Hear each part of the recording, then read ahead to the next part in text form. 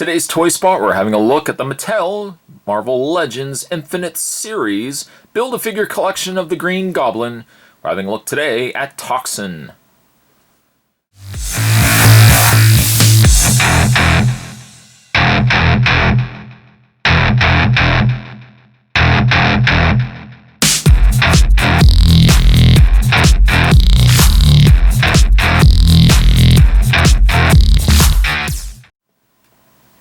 One of three figures that made the revision wave of Marvel Legends, which essentially what a revision wave is they'll release an initial wave, and then maybe a couple of months later they'll release the same figures, well, different figures, same Build-A-Figure piece, and then it'll be part of the same wave.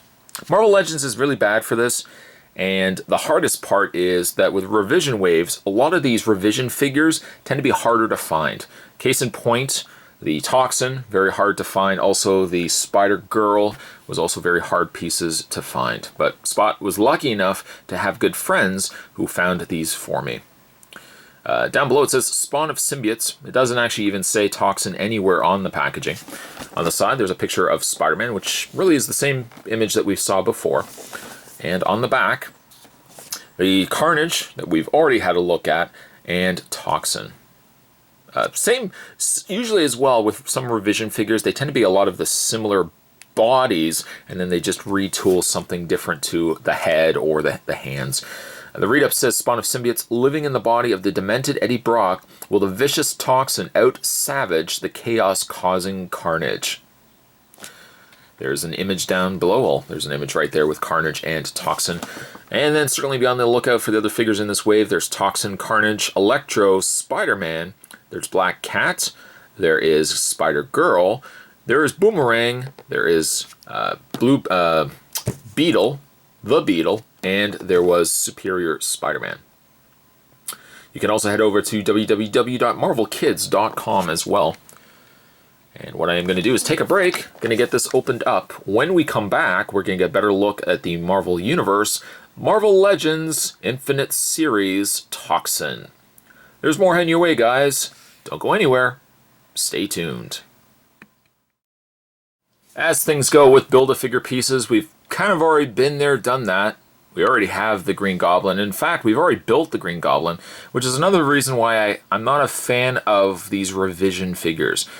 If they are going to release additional figures after that first initial wave, and if they give like, a couple weeks to a month gap between releases, why not give us extra different pieces? Likelihood you've probably already collected the Marvel Legends. If you picked up the entire first wave, you've already built Green Goblin. That pieces like this are an afterthought and things that you really don't end up using. You'll likely, probably similar to what I'm doing, you're probably going to take this figure piece and just add it into a tote of existing Build-A-Figure extra pieces. Why oh why could they not have given us some extra piece that wasn't the same piece that we got the first time around? They could have easily given us a different head, slightly different, maybe even given us a head with like an open mouth, something that if you wanted to pick up these extra figures, these aren't just an afterthought, you could kind of mix and match pieces. I wish they would have done that instead of just giving us the exact same piece. But you get the same Goblin head. You also get yourself the exact same Goblin fire, the fire that goes around his shoulders. So, I mean, if you wanted to use this for, say, another figure, it's nice that you could get an extra piece of this, but it's just a shame, though, that the head is exactly the same. Moving those aside and having a look at Toxin, he's not bad. Although I think one problem I have with this Toxin figure is that he's too bulky and his head is too large. The fact that this is also a release like Hasbro, and I think I said Mattel, but Hasbro, it reminds me, and I know it's a different toy line, but it reminds me though of the Doomsday, or was it the Dark? No, it was the Dark Side that came from the 6-inch figures where it was a head, then they put it on a Masters of the Universe Classics body. I kind of get the same feeling here with Toxin. He's not a bad looking figure, but he looks proportionately too stocky and too short. If they had only taken like this head and done something a little more with him, maybe put him on a taller body, this ideally could have been a Marvel Select Toxin, but instead, I don't know, it looks proportionately too short for itself. His arms are extremely long. In fact, if I was to extend his arms out all the way, you can see that they reach really far down for it being a Toxin figure. Unfortunately, I don't have Carnage available here that I can do the comparison between the two. But Carnage proportionately looked better than Toxin does here. If you bend his hands, which you might likely be doing anyways, if you bend his hands, you may not even notice the fact that his arms seem a little too long. When it comes to his face, I'm not excited about his face. It's not bad, but again, it has the biggest problem that it seems way too big, kind of like that dark side that we looked at before. It's too big of a head for the kind of body that they wanted to put him on. Really short body, really long and big head, and it makes his head look even bigger and awkward than probably what it should be. As for his face, his face isn't fantastic. He's definitely the weaker of the two figures when comparing him against Carnage. Carnage was a superior figure. Toxin kind of just falls flat. He kind of looks to me like a squirrel head that's been wrapped by a symbiote. That's a horrible comparison, probably one of the worst I've made.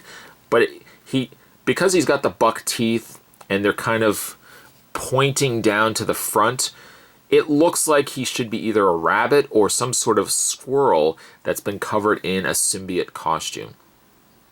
The paint isn't bad. It's rough in some areas versus others, like the top torso isn't too bad, but it seems like they painted him with his arms intending to be up. And the reason why I say that is because this whole section right here has a gloss red versus the rest of him being more of a kind of a cranberry red color. But when you start moving his arms, move the camera in, when you move the arms down, there is this fully visible section where it looks like it hasn't been painted. Not unless that was their intention, but it stands out versus the rest of the body. You can also see the attachment on the back. He's got a symbiote attachment. You can take off if you so wish.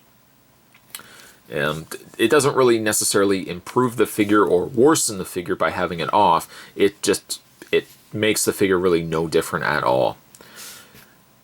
You can, again, peg it back into place. I might even very well just keep it on the figure, kind of just slightly offsets the size of his head, really. But definitely between the two, Carnage is a much better figure than I think Toxin ended up turning out to be. In the way of his articulation, while he certainly still has the same articulation that you would come to expect with the Marvel Legends, he does have a ball joint in the head. And I would almost even think that having his head up seems like a smarter bet. You maybe don't want to have it up completely, but having his head way too down, his bottom jaw just looks wrong with the way that his neck is. You can kind of tip it further back, but then that just means he's going to be looking up all the time. And you know what? Maybe that might be the best way to go in a figure like this. When it comes to his shoulders are on a pin socket, so they rotate forward, back, out. He has a rotation in the bicep.